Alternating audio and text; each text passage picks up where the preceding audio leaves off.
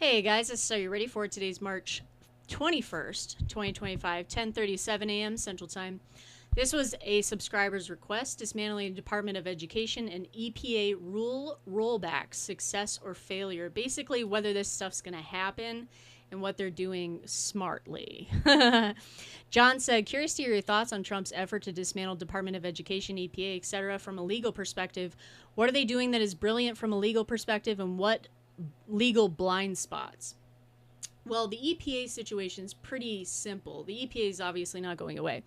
But what they're doing is they're rolling back climate change rule changes.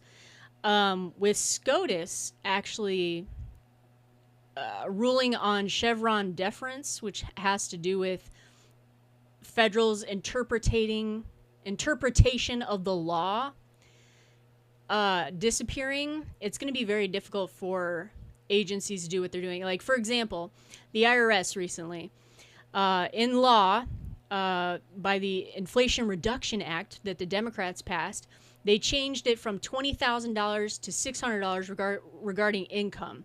Like if you're a gig worker or something like that, or selling a marketplace. Well, the IRS has taken it upon themselves to do it differently, rather than just boom, $600. They've slowly taken down the threshold. Like this year, it's like $6,000. And that's technically illegal. They're not interpreting the law, they're changing the law. So all that stuff should actually be, thrown out. But anyway, what the EPA is trying to do is roll back climate change initiatives. I'll give you an example of EPA. Determining of attaining by attainment date 2008 8-hour ozone standards, California, Sacramento area. So this came out today. This is a proposed determination. Okay, there's several different processes they're going to have to go through. Proposed determination basically means, hey, we're thinking of doing this. Okay, then what they have to do is they have to do what the Federal Aviation did recently with their little directive, which creates a notice of proposed rulemaking, an NPRM. What that does is it opens it up to the public for comment. Usually it's either 30, 60, or 90 days.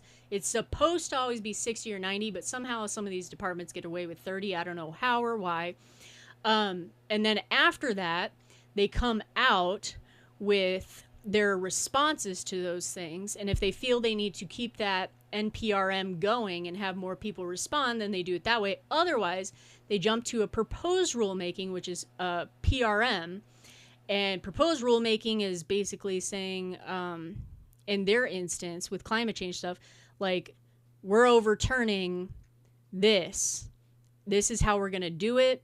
This is where the funds will come from, or, go back to. This is why we're doing it. We take everybody's concern into case, like, regardless of what people say and like write in here, like, the departments do whatever they want. So then they'll say that type of thing. And what that will do is open it up to the public again for the proposed rulemaking, or for the proposed rulemaking. And then at that point, they can do again a situation where they respond to people, or bypass that entirely and do a final rule. And that final rule, basically, it says proposed rules. Here's rules. So they do the final rule rejecting what everybody has to say, basically, if they're not on board. And they either revoke the rule that was in the agency, or they change some interpretation of what they had as a rule change, or they create rules. Which is how all these climate change initiatives were created by the EPA, was this rule change process. So you have to go through a notice of proposed rulemaking, and then a final rule, and then rule. Okay, so it's a process. It will take time to roll back those rule changes. The Administrative Procedure Act is what actually could have sped this up. And what that is when Congress comes together at the beginning of Congress, they have 3 months, so they've bypassed that at this point since they convene. They can take rules that agencies have passed, like a few Congresses back, the Social Security Administration passed a rule regarding the Second Amendment in veterans, and Congress took it away using the Administrative Procedure Act within the first 3 months. They bring it to the floor, say, hey, we don't like this shit, we're getting rid of it, and they vote on it, and then it goes into effect. So they could have done it that way if they really wanted to, but obviously they didn't. So this is going to be a process for the EPA to roll things back. Now, regarding the education situation, this is actually interesting and funny to a degree. So, improving education outcomes by empowering parents, states, and communities. This came out yesterday. It was an executive order. First part, purpose and policy, just explains why he's doing it. The third part, general provisions, basically is in every executive order, just stated differently depending upon the topic. Section 2 is what you need to read.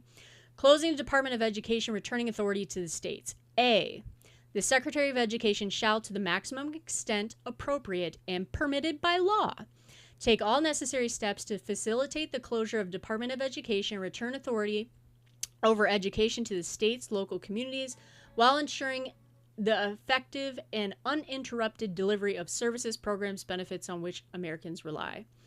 B, consistent with the Department of Education's authorities, the Secretary of Education shall ensure that the allocation of any federal Department of Education funds is subject to rigorous compliance with federal law and administration policy, including the requirement that any program or activity receiving federal assistance terminate illegal discrimination obscured under the label diversity, equity, and inclusion, or similar terms, and the programs promoting gender ideology. So, before I get into all of this, okay, the Department of Education, the secretary, has been narrowing down the department, and not just employees, but the purpose of the Department of Education, so you know, has nothing to do with, does not establish schools or colleges, develop curriculum, and I'll go into that in a second because Common Core actually was pushed through the Department of Education.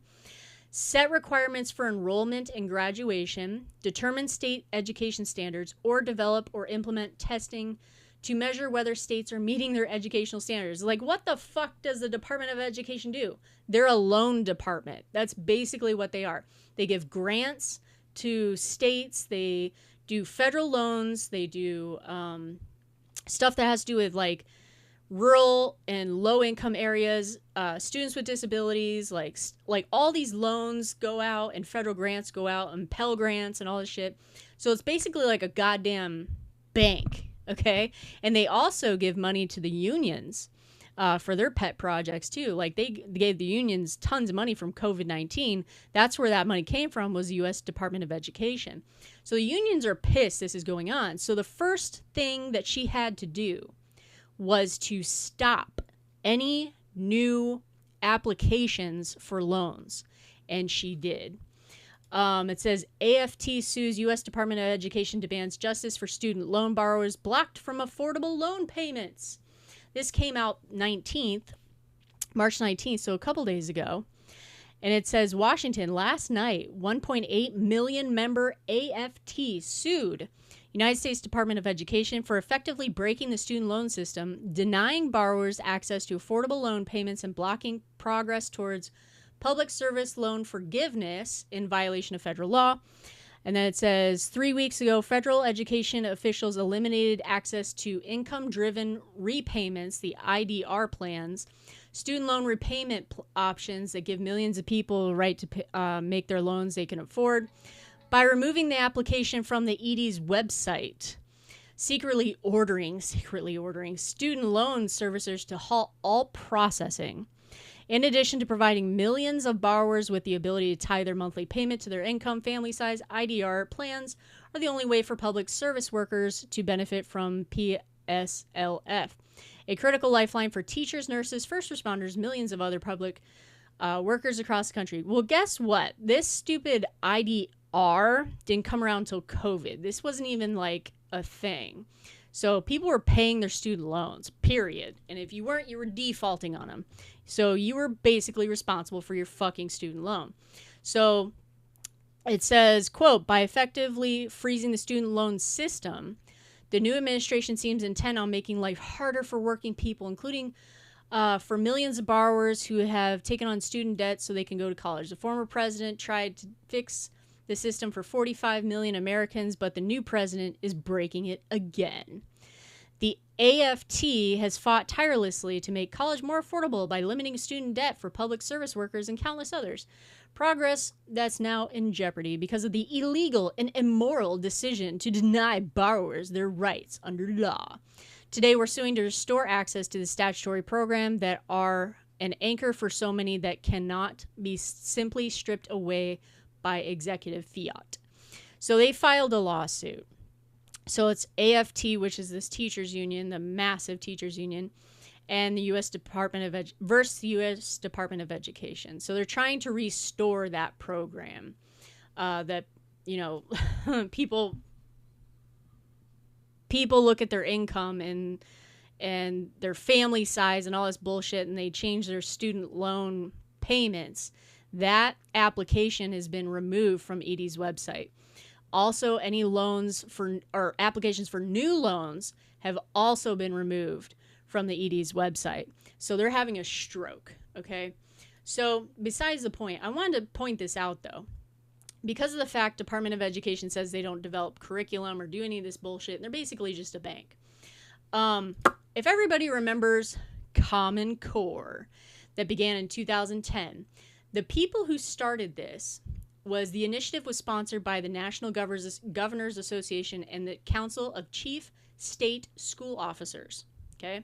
So they tried to hide that the Department of Education wasn't part of this, but it actually ended up being that way. If you actually go to encyclopedia.com, it talks about Council of Chief State Officers, like their background and shit, and the history of it. They've been around for many, many decades. It said, during the 1960s, in addition to advocacy for federal policy on legislation such as the Elementary and Secondary Education Act of 1965, which relies on states to administer the programs, so, and that has to do with the low-income, rural areas, students with disabilities, shit like that. All the elementary and secondary education in 1965 has everything to do with that. It said the council began to link the U.S. Office of Education, later the U.S. Department of Education, to help states administer that act. Similar connections have been made for administering other federal acts such as those for vocational education, education of disability students, civil rights, telecommunications, and teacher educations. So as much as they would like to think that they don't deal with curriculum and things like that, it is not true.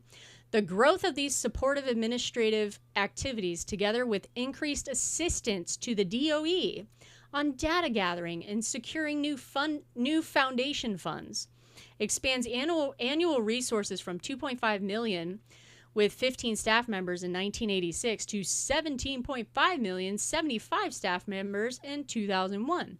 Major grant projects include school support for early education, parent education, teacher preparation, licensure, school leadership policies, art education, development of student standards and assessments. Yeah, they're doing really good.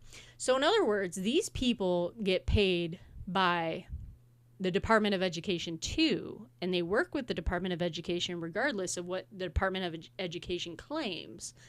So with that being said, these people are going to lose their funding. Period. I don't want to close that just in case. So the point is, this executive order is giving the secretary a directive. That's all it's really doing. Saying, please do this. Okay? Thanks. And that's what she's doing. So she's closed down the IDR, which is the whole income ratio bullshit to student loan payments. She's shut down applications for new student loans that are basically private Pell Grant type shit. And she's narrowed back a lot of the workforce, stuff like that. Here's the hiccup. So they're able to do all this. This executive order literally has no legal weight behind it. It just is like, this is our policy. This is why we're doing it. Do it. She's so far, from what I understand, doing things permitted by law. There's nothing she's doing that is not legal. Not legal, yeah. Now, the AFT's lawsuit could have some weight to it, just because under Biden's administration, these income-driven repayment, the IDR plans, some of it was codified into law. And I'm not sure, I'd have to look into it exactly, because there's statutory programs. And if it was codified into law, then she really can't ditch the IDR plans. She can ditch any new applications for stuff for individuals, but she can't drop legally statutory law. She can't do that. So this actually might have some weight to it. I don't know. But also, the Department of Education has to be shut down by Congress. Period. End of story. Here's the hiccup. Because DOE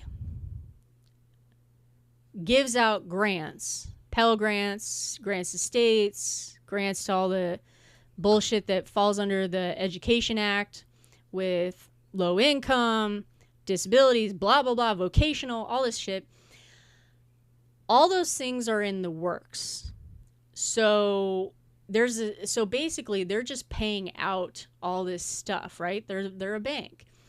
Well, if this comes to fruition and Congress ditches Department of Education, somewhere in that law, the way it would be written is that it would have to do one of two things. Shut down the Department of Education and move all of those loan payments to like commerce or small business or some other place within the government to distribute those loans. One. Or two, they would have to keep the Department of Education open for a period of time until the funds ran out, and then give it to a different department. So it could be one of those, like, closing the Department of Education could take until the next administration kind of thing. But whatever Congress decides is going to be what the case is. Is Congress going to do this? I honestly highly doubt it. The reason behind that is because the teachers unions have such a huge lobbying presence. There's going to be vulnerable moderate Republicans and moderate Democrats. They need Democrats to do this. Even though this was created by Jimmy Carter under an executive order originally, it was codified in 1979 law that went into effect in 1980 by Congress, which created the Department of Education. So the executive branch didn't truly create this. Congress codified it. So with that thought and people coming up for the re-election and things like that, this just goes political. Just goes 100% political. They can scale down the Department of Education all day long. All day long.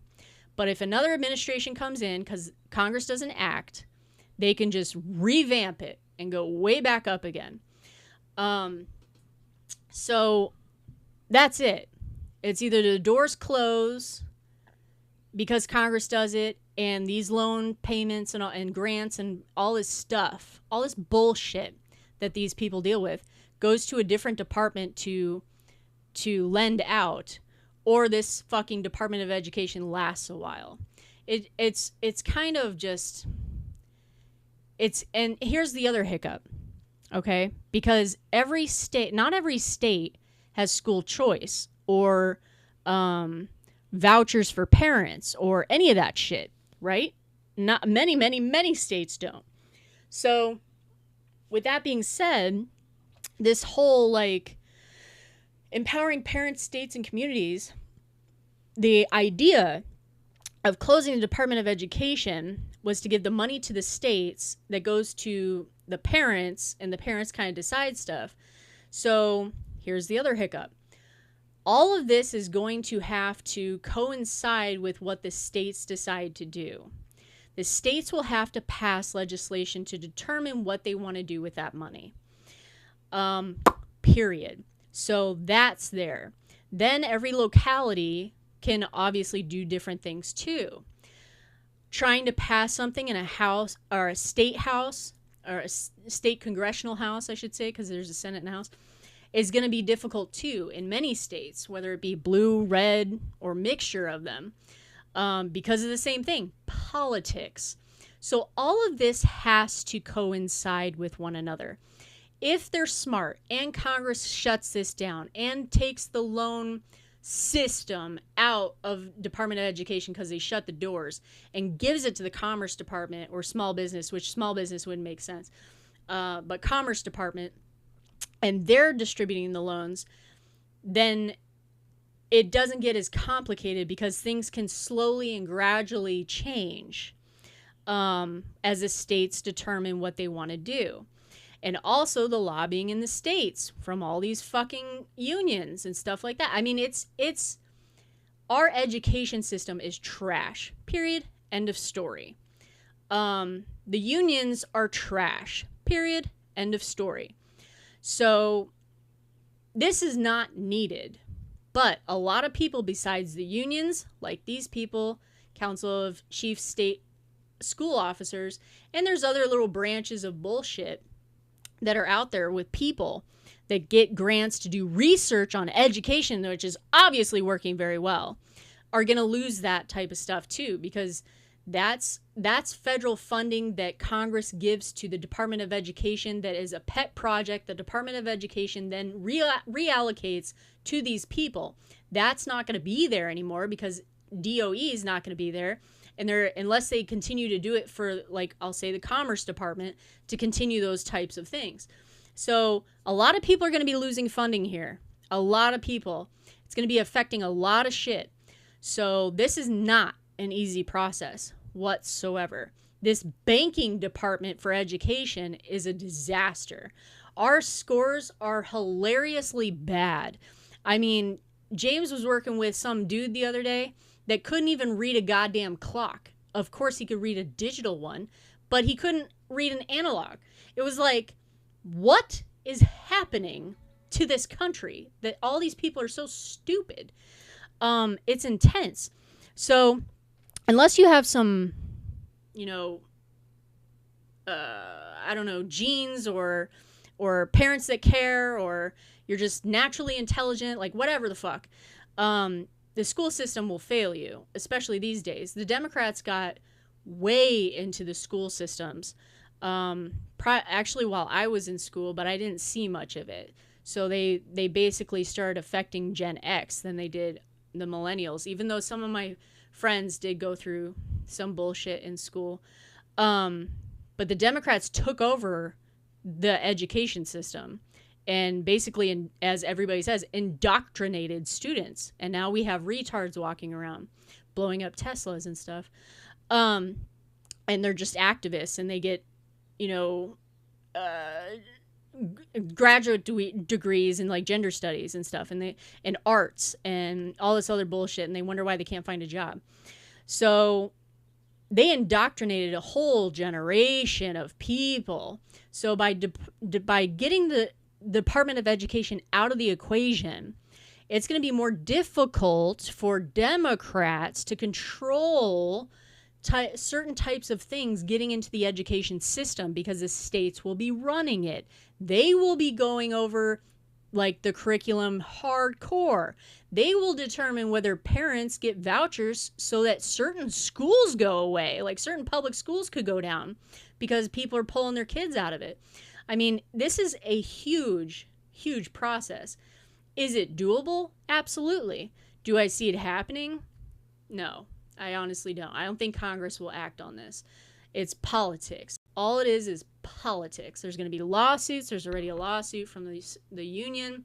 There's going to be questions as to the legality of doing this before Congress does anything, which I think they'll win in court if someone brings that up.